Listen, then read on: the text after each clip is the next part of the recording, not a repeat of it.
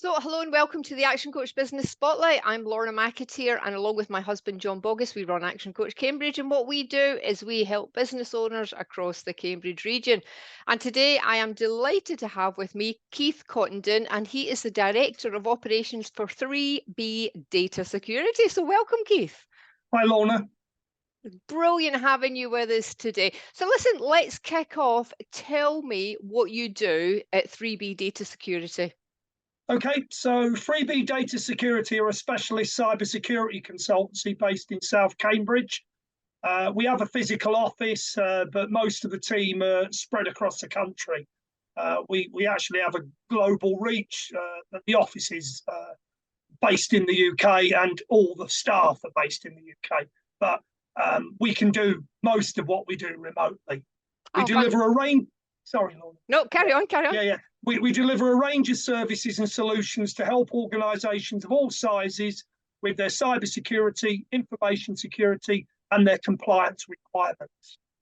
These services include cyber incident response, digital forensic investigations, penetration testing, cyber essentials accreditation, PCI, DSS compliance, security training, and much more. I'm responsible for delivery of all operations. That's fantastic. Okay, so listen, how long has 3B Data Security been in business then? Okay, so I joined the company exactly 4 years ago in July 2019. The company had been going for about 18 months around that point, and was growing significantly on the back of the experience we had on the team from payment card industry investigations and compliance requirements. So wealth of experience from the very beginning of that. And Ben Morris, who's the managing director, was looking at expanding the team, and certainly had a need for some senior management to drive the business forward. I've been involved in cybersecurity since the early 1990s. I'm ex-military, ex-counterintelligence investigator in the Royal Air Force Police. I retired, so to speak, back in 2005 and moved into the private sector, worked for a boutique firm in Manchester for 15 years. And then Ben and I's paths crossed, and I've been doing this for the last 4 years. That's brilliant. So Keith, how many's in the team then? Okay, so the company is small, 25 to 30 of us. The majority are consultants, investigators, but we've got a small business development team which has grown during the time that I've been with the company. We used to rely heavily when I started on the consultants to do everything. It was very much consultant-led, but we realised the need to have some business development structure, which is still developing as we grow. But we had to embrace the changes that affected us all during COVID. We had more people in the office before that than we do now, but it just demonstrated that we can effectively do what we do remotely, whereas before we would always try to get on site so we could see what was really going on. But we can do it either way. You see more when you're on site. You can have the wool pulled over your eyes a little bit easier when it comes to compliance.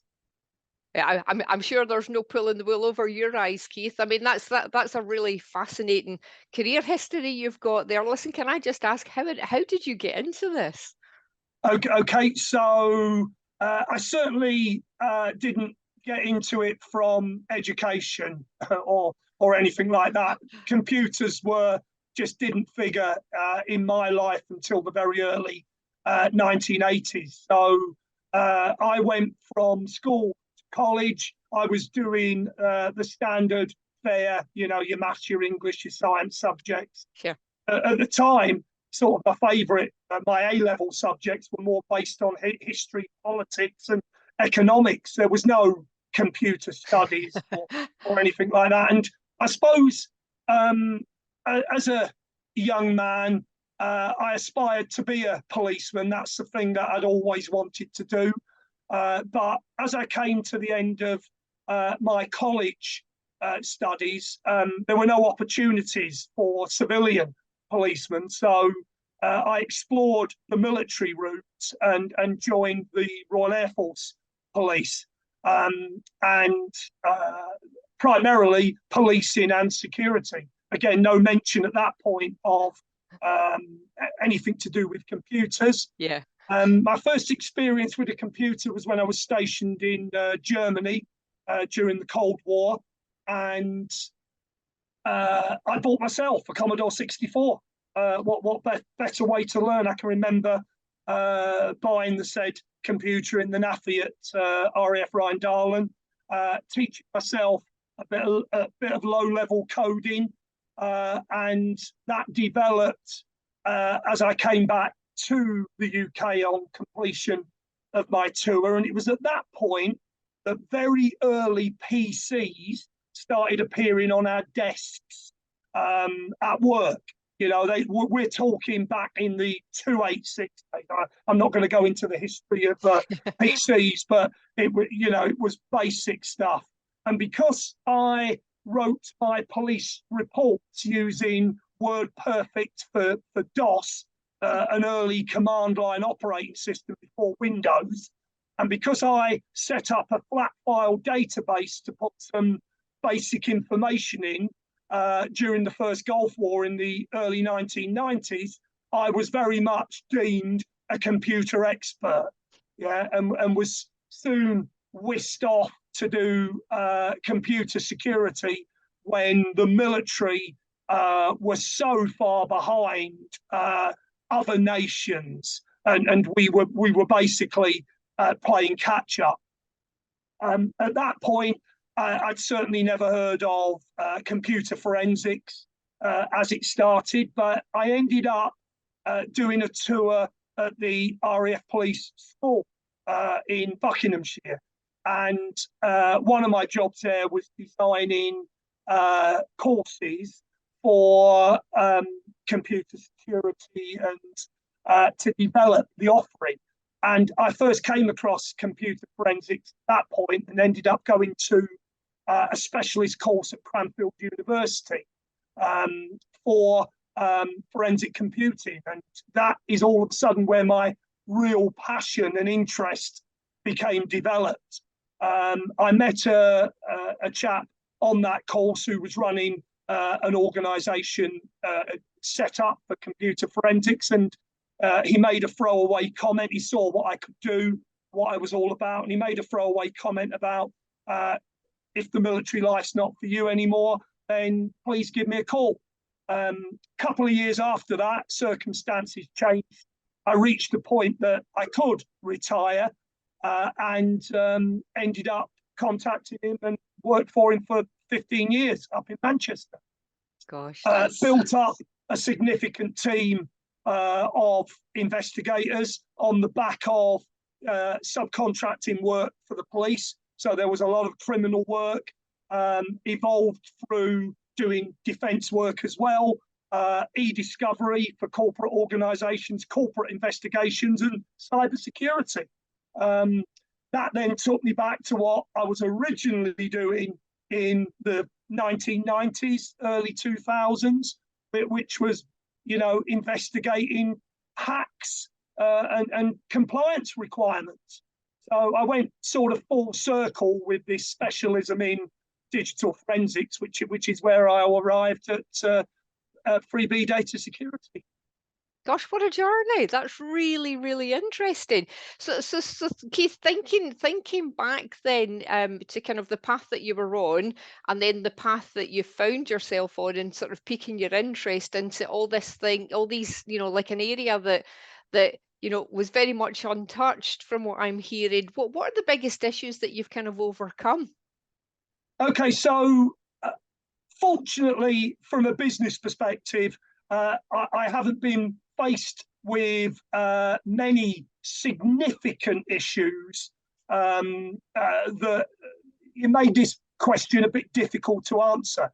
But from my perspective, the transition from military to civilian culture was the biggest transition. Some people really struggle with the transition full stop. They just, suffer with post-traumatic stress. They just can't settle. There's too many veterans live on the streets. Yeah. It wasn't anything like that. It was just the cultural change, political correctness in civilian life, and dealing with the military legacy, the military baggage, as I call it. It's a different way of life. They used to say, I did a lot of counselling in the military and went on some very specialist counselling courses around domestic abuse and bereavement and loss. And the sort of people that used to do those courses would be from certain walks of life. They weren't necessarily counsellors or destined to be counsellors, but we found that certain trades, military, civilian police, fire, doctors and nurses and undertakers have a certain sense of humour to deal with the daily trauma that they're faced with. And that is a difficult transition into political correctness. Yeah. I served in a military where homosexuality was forbidden. Yeah, I mean, fortunately, that's changed now in the military. It's a different military.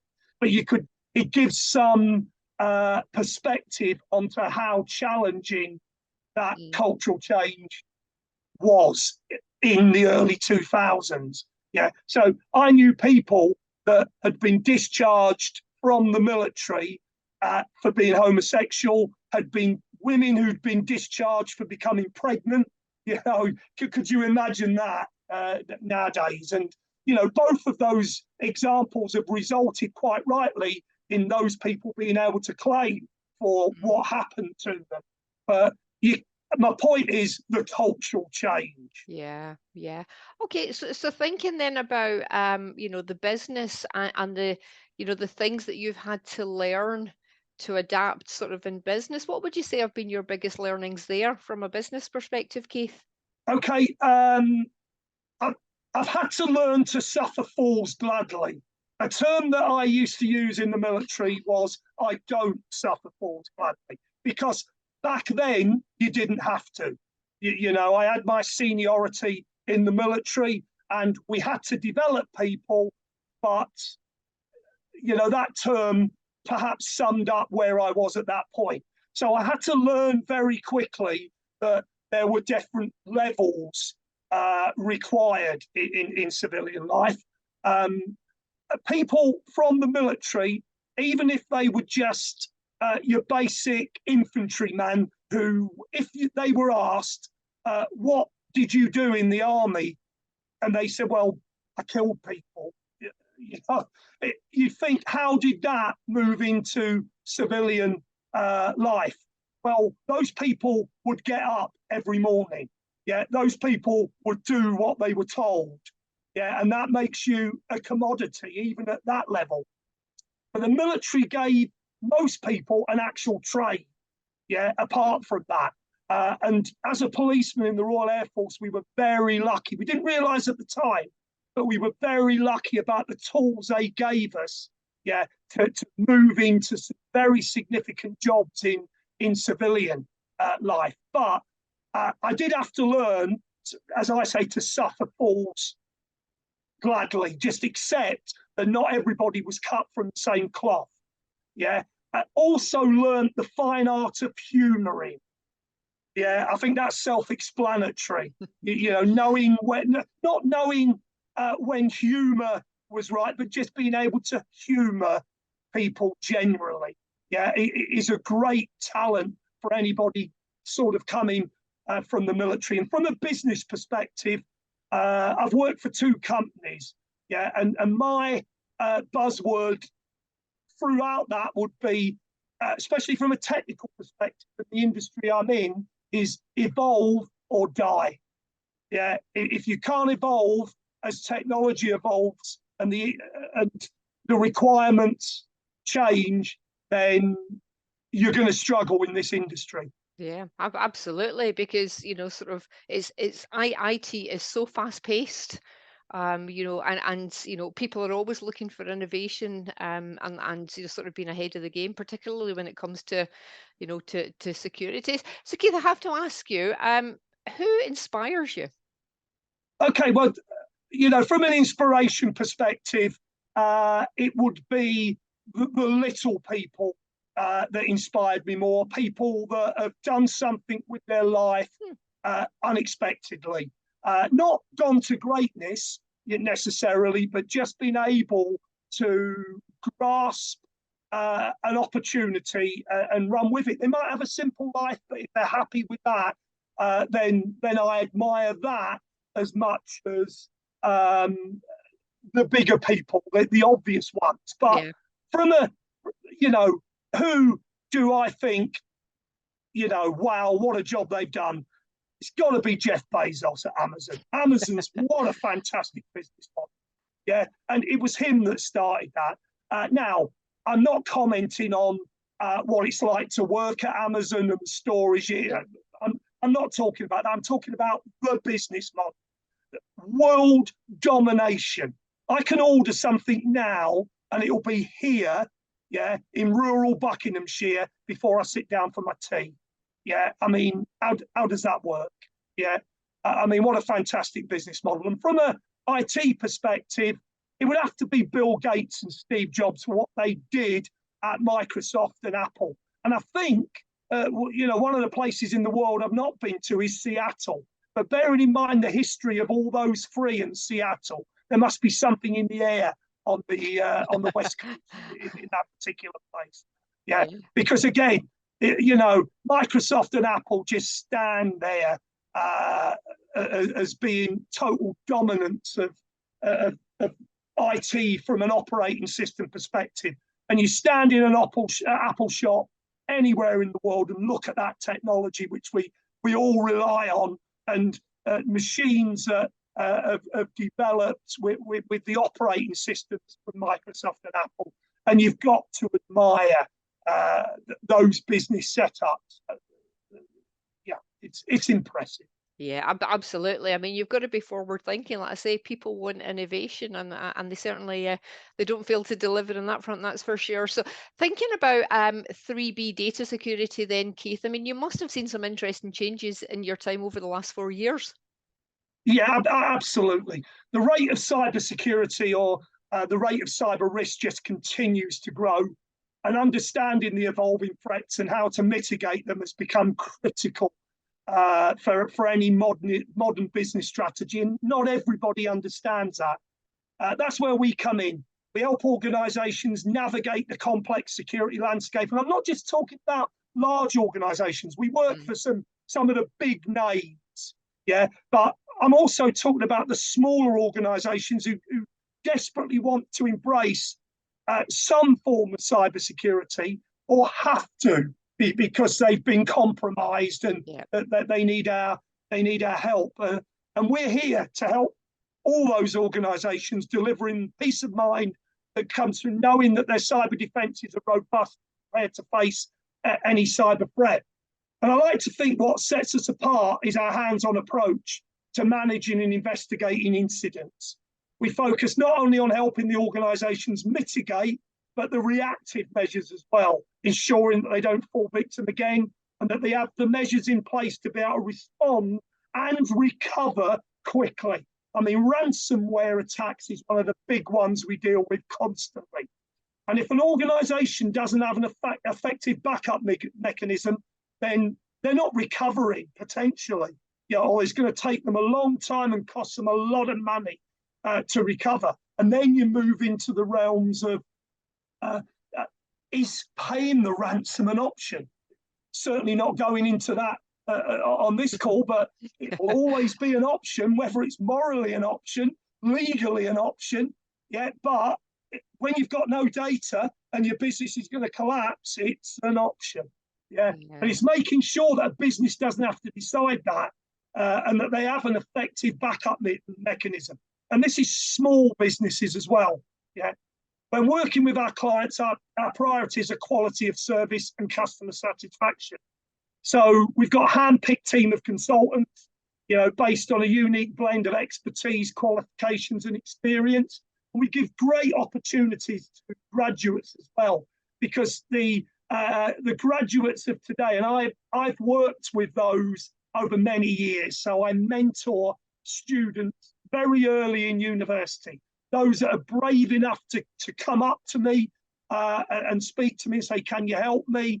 Or those that are fed to me through the universities I work with. Not everybody has the same level of competence, but I mentor students from several universities, and those students migrate to us or to within the industry. And it gives me great pride to look at some of the big organizations out there and the people that I have mentored or what they have worked for me over the years to be in those positions. They're sometimes better positions than I'm in, from a financial perspective, but I don't get envious about that. I just get a pride that, I've been able to help them on their journey. And when we work with our clients, it's not about ticking boxes. It might be ticking boxes from a compliance perspective, but we want to provide innovative solutions that actually make an impact on their cybersecurity journey through today's complex landscape, ensuring that they stay safe, resilient, and compliant.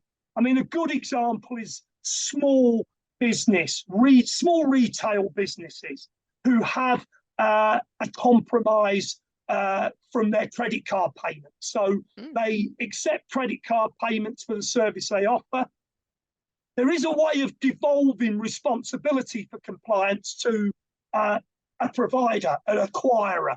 But that, of course, costs a little bit of a percentage of what you're taking in. So some organisations will take that responsibility themselves, but they're not compliant. If they get hacked, then they have to meet a compliance requirement. This can be a small, tiny one-man band doing something that they love. Yeah, all of a sudden faced with having to have an investigation and having to meet compliance. And we try to cut an appropriate cloth for them to help them rather than to see them go out of business just because they've not embraced the cybersecurity opportunity or the cybersecurity journey at an earlier point. It's very obvious to see the passion that you have for this, Keith. So I have to ask, brings me on to my next question. What do you see as the future for 3B data security, and what challenges do you think you might face? Okay, so as I said, evolution in this industry is crucial. All it takes is one of the areas we specialise in all of a sudden not becoming as significant, and then we have to explore what areas do matter. So there were some significant changes around PCI compliance 18 months or so ago that had a huge impact on us, and we had to evolve and explore other areas. We do a lot of consultancy work around ISO 27001, but there's so many organisations are never going to hit that standard. We could consult with them for 2 years and they could pay us a fortune and still be nowhere near compliant. So based on the experience I'd gained before, we work with, I'm not going to say lesser standards, but easily to achieve standards. So the NCSC, the National Cybersecurity Centre, have this Cyber Essentials programme. It's far from basic, but it's easier to achieve with the right consultancy. And as a cyber advisor, I can go into a business and guide them towards being able to achieve this compliance. But when they look at it, they go, "Oh no, this isn't possible." But it is. And we're a Cyber Essentials certification body, and we work with IASME, who are the accreditation body for this certification. And they also provide another cyber assurance certification, which is again easier to achieve than 27001. So it's evolving into what are the options for other businesses. And it's not just small businesses can't achieve accreditation, it's big businesses. You know, when we present the standards in a cyber advisory capacity, but we might say to a business, right, you need to record all your computers. We need to know the make and the model and the operating system. Yeah, and a small business will go, oh, that's no problem, there you go. But a bigger business will go, this is impossible, we can't do that. And regardless of how we say, well, yes, you can do it, there are audit tools that will do that for you. It's a big challenge for big business. Whereas a smaller business, if they've only got a couple of PCs, it will take someone 5 minutes on my instruction to go and get the make, model, and operating system.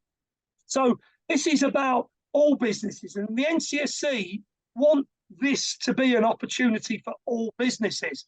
I mean, a great example is the National Health Service. Yeah, still running on computer systems that are not supported, not just not supported by one version, but 3 or 4 versions of Windows out of date. And it's horrifying to think that, you know, they have to do that. So it's working with that type of organization to say, well, how can you move forward? And if that system that's running on Windows 7 is critical to your business, how can we get it off the internet? Because if it's off the internet, then it can't be hacked. Yeah, but if it's on the internet, then it can be hacked. So, you know, these challenges of evolution. So we've moved into a world now of cloud computing. You know, so it's not about the computer on your desktop and what's stored on that now. It'll still have the operating system, but all the data's cloud-based. That's almost certainly. So it's making sure due diligence is done on the cloud provider. It's making sure that the system is appropriately configured to be able to access the data. I mean, a big one at the moment is two-factor, multi-factor authentication. If I give you one recommendation, yeah, to secure your accounts, it is apply two-factor, multi-factor authentication. Yeah, regardless of the hassle you feel it's creating because you've got to put a code in. Yeah, even if it is just an SMS message, it's not the preferred route. It's not the recommended route, because actually your phone can be compromised and somebody could gain access to your SMS. Yeah, it's one of the other options, whether it be a token authenticator app. Yeah, but seriously, the stats suggest it prevents 90% plus of breaches. I would always question that statistic because unfortunately there's a human involved still. Yeah, and the stupidity of the human, yeah, and the not just stupidity, but also the naivety of the user when they provide that two-factor code because their system's been hacked. I see so many people whose social media account has been hacked, even with two-factor authentication been applied. Yeah, because they've given the hacker the authentication code. Yeah, and they then lose access to that account and they're not likely to get it back. And so 90% is, yeah, really, but I'd still advise anybody. And then security awareness. If it sounds too good to be true, it isn't, probably is, it is. Yeah, and if someone's requesting your password or your authentication code, just don't give it to them. Yeah, full stop. Why would anybody need your password or authentication code? Yeah, and if there was a genuine reason for somebody to need it, then don't provide it by a means that can be compromised. Provide it via a means that doesn't associate it with a user account. And if you use the same username password combination across accounts. Why would anybody do that? Simple answer is because they can't remember all the passwords. Yeah. My recommendation is use a password manager, have unique passwords that don't relate to you. If they relate to you, pet names, family names, date of births, yeah, then they can be compromised through social engineering. Someone wants to get to you, it's easy through open source intelligence gathering to get that information to be able to hack your account. Also, if you have a standard username, email account usually, and password, and it gets compromised by an organization that doesn't tell you as promptly as they should, and you use it for other accounts, then the hacker may already have compromised those other accounts before you even realize it. So unique passwords for important accounts, banking, social media, cloud-based storage, anything that's got your personal data in. And have a password manager, an app on the phone. There are plenty of them, yeah, where it stores that information. Yeah, don't let it become a challenge, because trust me, it'll be more of a challenge to recover from that sort of thing. Yes, sadly, that's the case, and it could be a very expensive one, as we we see reported in the news on businesses that don't have adequate provision in place. So, I mean, certainly plenty of information there for people to take on board. So thank you very much for that advice there, Keith. Very, very, very useful. But thinking about advice, if you could think back to your 18-year-old self, what advice would you give yourself? That's an interesting question as well. I would advise myself to embrace education more than I did at the point. I went to college and really just went through the motions. Yeah, didn't focus as much as I could have done. I had places at university waiting for me, some very nice universities. Yeah, but I got distracted as a young man, and I would have told myself I should have stuck with that, gone to university, and then chose my path afterwards. But I don't regret what I did, because I went in the military and I'd do it all again. Yeah, I'm not sure I'd do it all again today.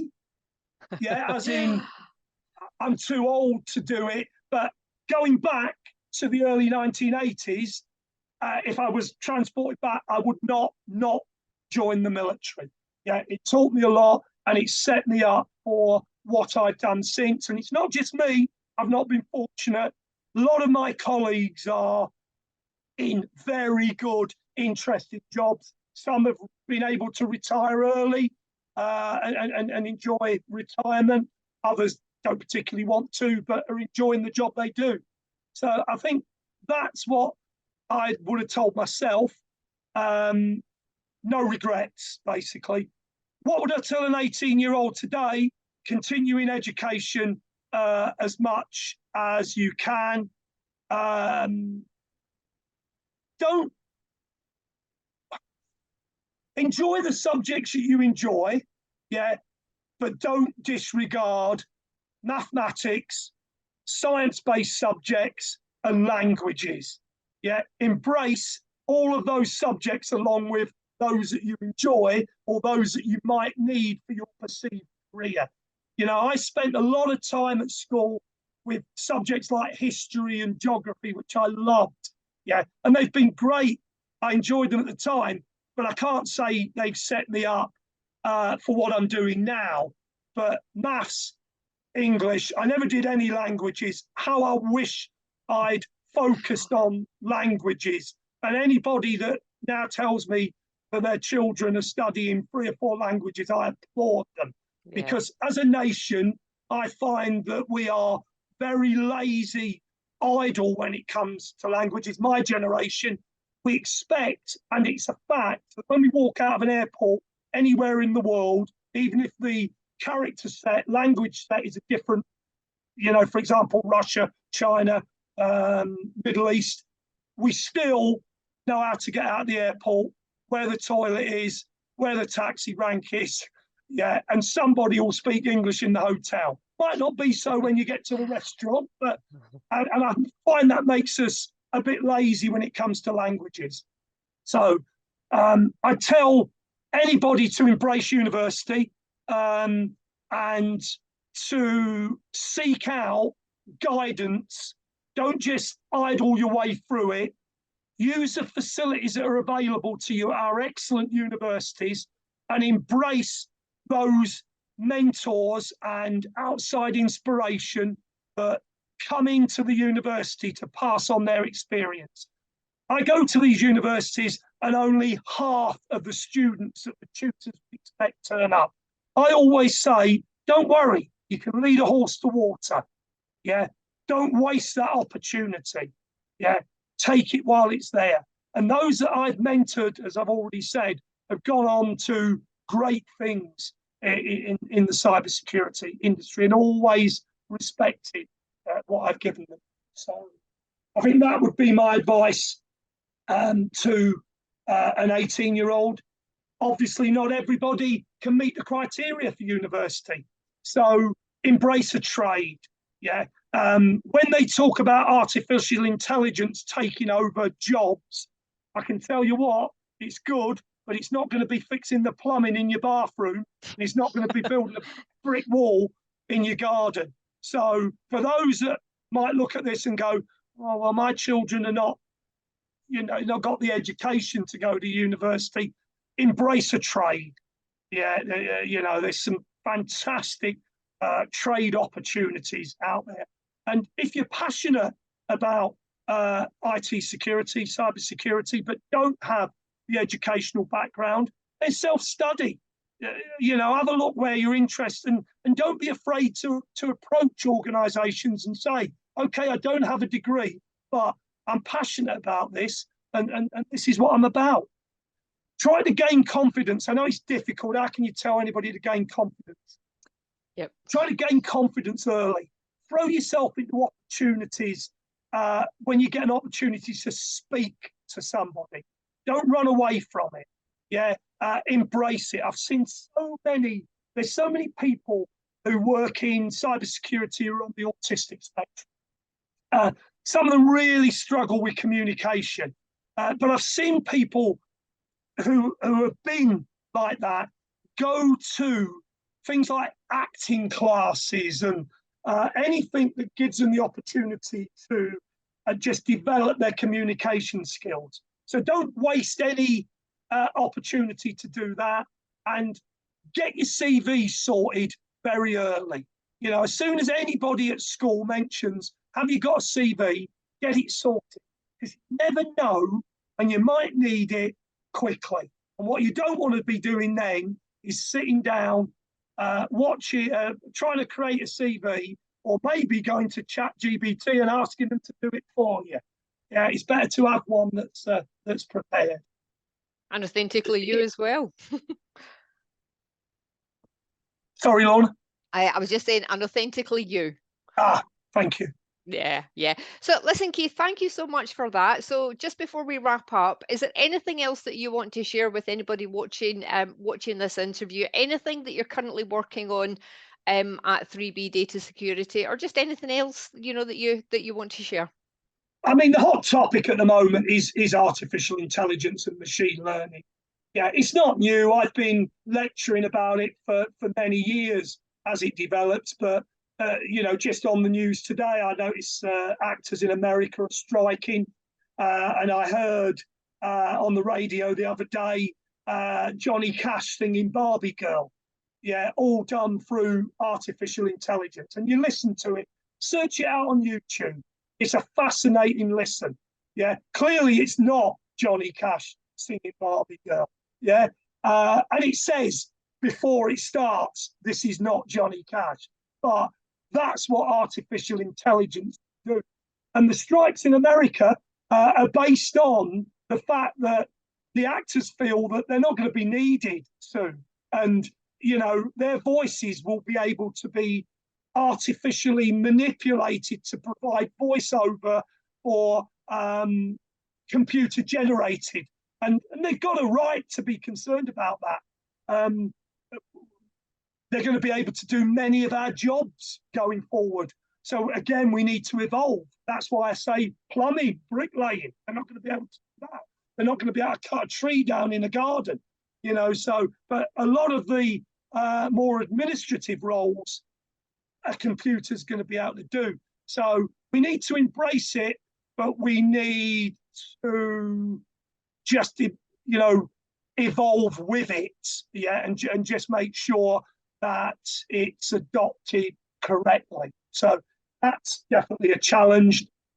Increased regulation, yeah, data protection has been a big issue now for 5 years since GDPR kicked in, and I still don't think organisations really understand where their data is, and you know, organisations are going to get fines, and the fines are getting bigger.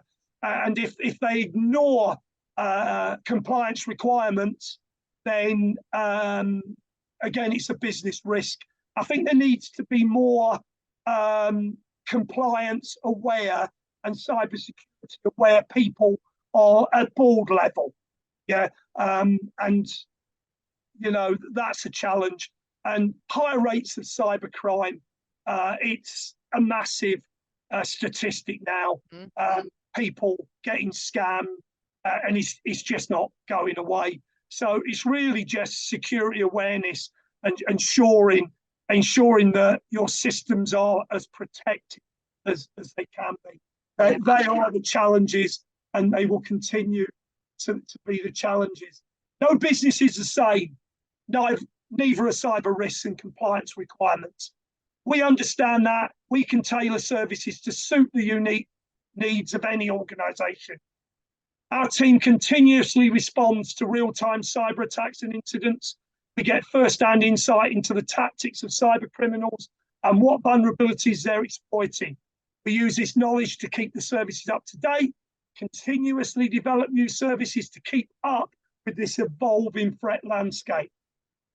For those organisations that are unaware of the gaps they might have in their current security and compliance structure, or just don't really know where to start, we can provide free consultation, including an open source threat assessment. You know, that can be free at that stage. Just simply run, this is what is out there about you.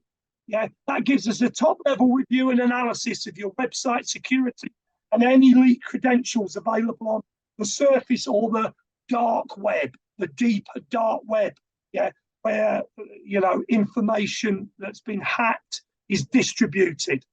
You can get in touch with Freebie Data Security via our website, freebiedataSecurity.com, or you can email us at info@freebiedataSecurity.com if you want such advice, or just give us a call on 01 223 298 333. Do you know what? I absolutely love it. That was going to be my next question. So you're giving lots of information there. How do people get in touch? You've already said on your website, email, or give you a call. So listen, Keith, thank you so much. It's been really interesting. And thank you so much for your time. Thank you, Lorna. Been a pleasure.